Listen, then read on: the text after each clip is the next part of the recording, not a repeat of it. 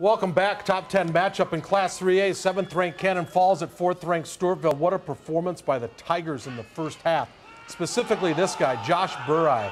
Is there a bigger stud in the area on the football field? No way. Nope.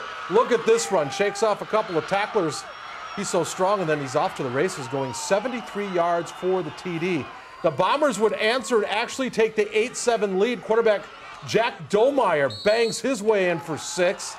That's when the Tigers went to work. The ensuing kickoff, a little razzle-dazzle, Mark. We got ourselves a reverse, and then we got ourselves a kickoff return for a TD. Guess who it is? Josh Burrai going the distance for the touchdown. The Tigers take the 13-8 lead. Burrai was the bell cow in the first half. Here he comes again, just a man among boys, Mark. Burrai with another TD to the left side as the Tigers will build a 39-8 halftime lead. This will be a good football team in the postseason. 45-24, they end the regular season undefeated. Those two teams will not meet in the section playoffs. The Tigers are in Section 1. The Bombers are in Section 4. Yeah, Pat, you never know. These two teams could hook up in the playoffs down the road. Naomi Gray has more from this game out in Stewartville. How are you doing, Naomi? Mark, Pat, I'm doing just well. The postseason energy was alive and well tonight here in Stewartville, and those Tigers did not hold back at all in their victory. And let me be honest, if I didn't have to stick around for this live shot, I would have packed up and called it a night at the half. But in all seriousness, the Tigers hold one of the biggest weapons in the state in their junior running back, Josh Burrai. Tonight, he racked in a total of 6 touchdowns for an astonishing total of 341 yards, putting a bow on the Tigers' perfect regular season. This is kind of 2 years in the making. All the credit goes to our players and our coaching staff for all the time and hard work and commitment that they put into it. You know, I kind of outlined a mission and a vision for our program when I took over as the head coach, and those guys bought into it and really stamped all our core values on their heart and played to a championship level tonight. Now, as you guys mentioned, if these two teams were to meet again, it would be in the Prep Bowl for the state title game at the end of November. For now, live in Stewartville, Naomi Gray, KTTC Sports. Thank you, Naomi. Down to 1A, second-ranked Blooming Prairie preparing for another deep run at state, taking on Medford. First quarter, this one was all Blossoms. Matthew Pryor takes it right up the gut. BP up a touchdown early. Later, the Blossoms turn to the air. QB Caden Thomas looks right and finds Zach Weber in the flat. He makes a football play, takes it to the house.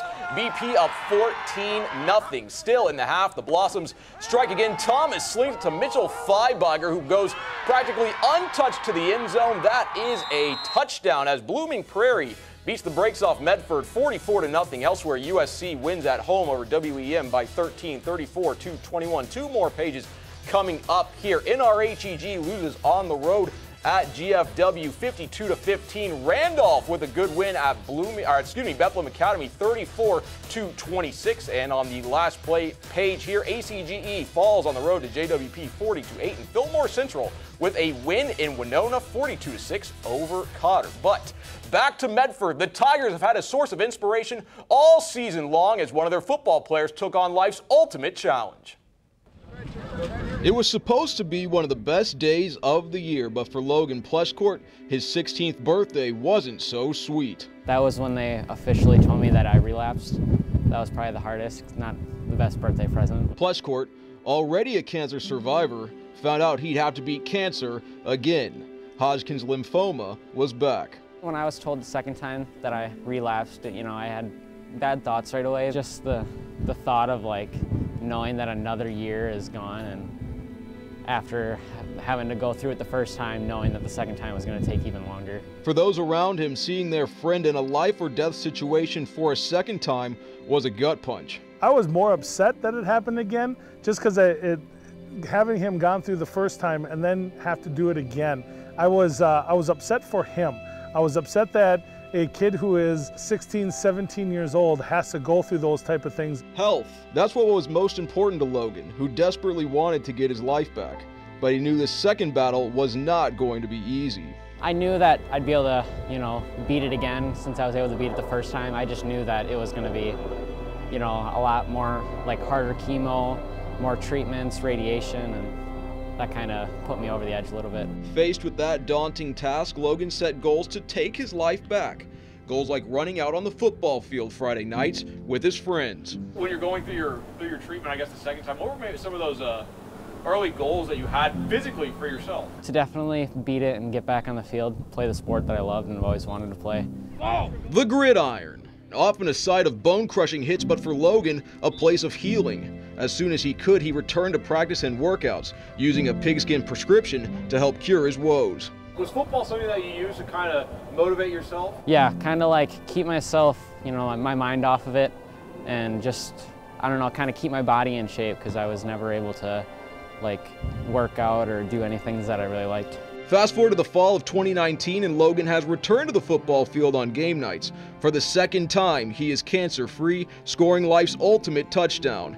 He has suited up for every varsity game and even has a play designed for him. The first thing I was thinking is like, wow, this has been a 2-year journey. For him to see him out there in that, I know that I was taken back a little bit because I know what he has gone through and I know what he has done to get himself ready for the season. It was just really, really positive to see him out on the field. 2 times cancer has attacked his body, and 2 times Logan has stood tall and defeated it. It kind of like taught me to help others a lot more than I did before, and to kind of motivate people if they're going through a hard time to keep pushing through it and they'll get through their problems. Logan Plushcourt, a source of inspiration for us all. The thing it taught us probably the most is the importance of being able to rally together, to lean on each other throughout everything. He was strong during the entire time. He was brave, and he always kept his humor. From chemotherapy to catching passes, Medford's miracle is back again. Boy, Pat, past the Kleenex, but back to football. RP made the trip west to take on the Vikings of Hayfield. Second quarter, Hayfield down 20-7. Play action pass, the Vikings. Brady Nelson finds Patrick Towie for the touchdown. Vikings down 20-13 later.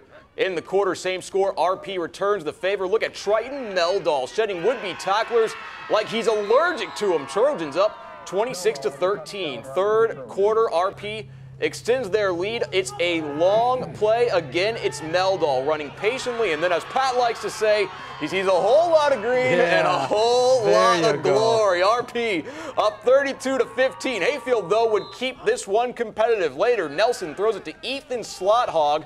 Check this out. The Vikings would punch it in right there after that. Competitive game here, but in the end, it's RP with a 38-29 win over Hayfield. Elsewhere, Goodhue wraps up their regular season with a 32-7 win over Kenyon Wanamingo. Just a note on the 9-man in 11-man football, and Randolph Stays had 1,000 yards receiving. He reached that tonight, and Nick Drinkin 462 yards passing, a new school record. That's a pretty for good Randolph. game. Yeah, Randolph can put some points up. They chuck it all over the place. Hey, we got 9-man football next, including second-ranked Leroy Ostrander. The Cardinals visiting the Knights tonight. And the Holden Cruise Mark Road Tour went west on Highway 14 to check out the 4-time defending state champs from Caledonia. 4-time. God.